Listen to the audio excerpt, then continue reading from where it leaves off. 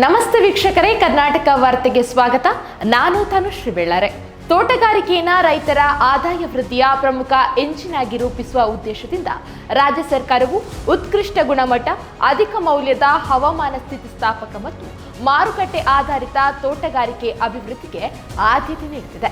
ಕಳೆದ 3 ವರ್ಷಗಳಲ್ಲಿ ತೋಟಗಾರಿಕೆ ಬೆಳೆಗಳ ಅಭಿವೃದ್ಧಿಗಾಗಿ ರಾಜ್ಯ ಸರ್ಕಾರವು ಈ ಕೆಳಗಿನ ಕ್ರಮಗಳನ್ನು ಕೈಗೊಂಡಿದೆ.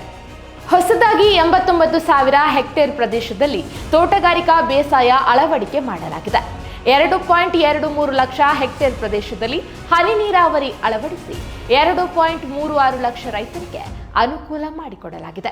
ಬೆಳೆ ವಿಮೆ ಯೋಜನೆಯಡಿ 11 ಲಕ್ಷ ರೈತರಿಗೆ 2,378 ಕೋಟಿ ರುಗಳ ಬೆಳೆ ವಿಮೆ ಪರಿಹಾರ ವಿತರಿಸಲಾಗಿದೆ.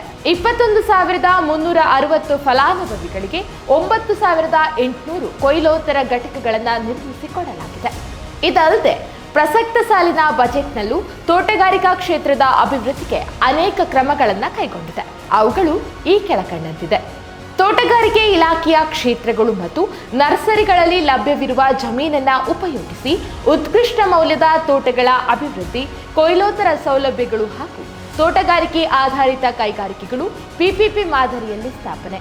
ಅಡಿಕೆ ಬೆಳೆಯ ಎಲೆ ಚುಕ್ಕಿ, ಹಳದಿ ಎಲೆ ಹಾಗೂ ಕೊಳೆ ರೋಗಗಳ ಮತ್ತು ತೆಂಗು ಬೆಳೆಯ ಕಪ್ಪು ತಲೆಹುಳು ಹಾಗೂ ಬಿಳಿ ನೊಣಗಳ ನಿಯಂತ್ರಣಕ್ಕಾಗಿ ವಿಶ್ವವಿದ್ಯಾಲಯಗಳು ಹಾಗೂ ಕೃಷಿ ವಿಜ್ಞಾನ ಕೇಂದ್ರಗಳ ಸಹಯೋಗದೊಂದಿಗೆ ಸಮುದಾಯ ಆಧಾರಿತ ರೋಗ ಕೀಟ ನಿಯಂತ್ರಣ ಕ್ರಮಗಳನ್ನು 10 ಕೋಟಿ ರುಗಳ ವೆಚ್ಚದಲ್ಲಿ ಕೈಗೊಳ್ಳಲಾಗುವುದು.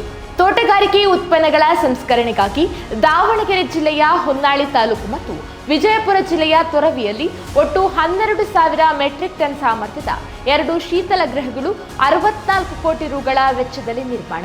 ಎಲ್ಲ ಕೃಷಿ ಮಾರುಕಟ್ಟೆಗಳಲ್ಲಿ ಶೀತಲ ಗೃಹಗಳು ಹಂತ ಹಂತವಾಗಿ ನಿರ್ಮಾಣ.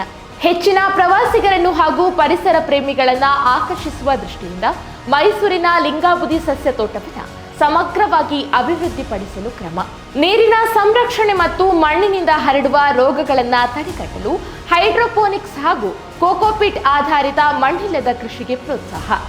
ತಜ್ಞರ ಕಾರ್ಯಸಾಧ್ಯತಾ ವರದಿಯ ಶಿಫಾರಸಿನಂತೆ ಡಂಬಳದಲ್ಲಿ ತೋಟಗಾರಿಕೆ ಕಾಲೇಜನ್ನು ಸ್ಥಾಪಿಸಲು ಅಗತ್ಯವಿರುವ ಪ್ರಥಮ ಹಂತದ ಮೂಲಸೌಕರ್ಯ ಕಾಮಗಾರಿಗಳನ್ನು ಕೈಗೆತ್ತಿಕೊಳ್ಳಲಾಗುವುದು.